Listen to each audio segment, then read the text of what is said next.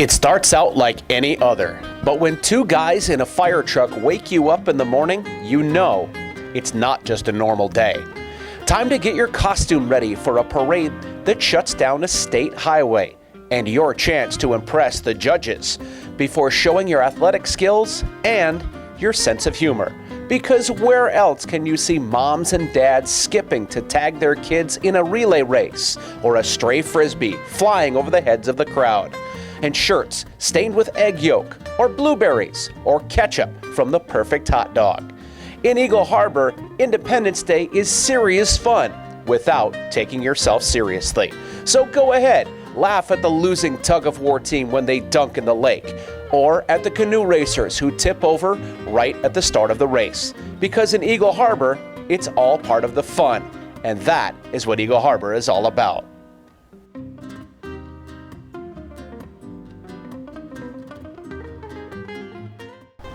Hi, I'm Jennifer Smith. And I'm Judy Smith, her mother. We have a cottage in Eagle Harbor. Iggy Pop is our biggest celebrity, Eagle Harbor's biggest celebrity. It became known to me that Iggy Pop's parents had bought a cottage in Eagle Harbor when this, older couple would come into the restaurant where I worked, the Shoreline Resort here in Eagle Harbor. I worked there in the summer. Every night they would and dinner, never for lunch. They always ordered number 2 breakfast from the menu, which was 2 eggs, toast, and a meat. And they always ordered the special for dinner. They always sat at D2. It was a table in the dining room. So I knew the Osterbergs, but I called them the Pops because I found out they were Iggy Pop's parents. So I called them the Pops, and whenever they came in, I wanted to wait on them. I would rush, I would drop everything else. I would blow off the other tables to wait on the Pops. I was there the night that they brought Iggy Pop, their son, to the restaurant for dinner, where they ate all their meals. And so they sat at D2 again. There was nobody in the restaurant. They came right before it closed, so they wouldn't have to see anybody. And Iggy, I can remember exactly where he was sitting, and I shook his hand. I'm Jennifer. Can I get you something to drink? Never cool. And they introduced him as Jim or James. I can't remember which one, but because Iggy is always in my mind. And I met him, and I met his girlfriend or wife at the time. They were very stylish. They were very thin, both of them, small, and nice. I didn't have a lot to say because I didn't even know any of his music then. My brother was the only one in town that actually was a fan of Iggy Pop back then, and Mark never got to meet him.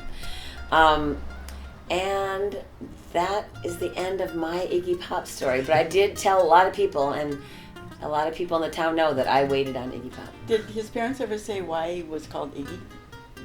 Was that a childhood name or I something like that? didn't ask them. Okay. If I was to meet them, I'd ask them. I want to know.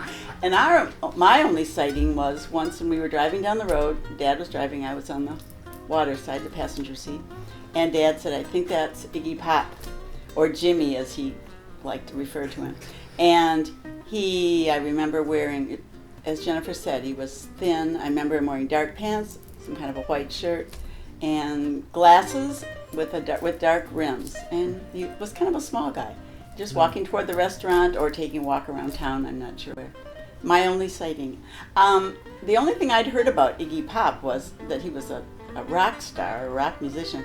And I thought that he was like someone that did things like eat bats and eat blood on him and stuff. But I guess that might have been someone else. So anyway, he wasn't doing that when I saw him at Eagle Harbor. It's kind of crazy that people from Eagle Harbor are saying that Iggy or Jim hung out in Eagle Harbor all the time when I hung out with them in Copper Harbor all the time. And that's the way it was.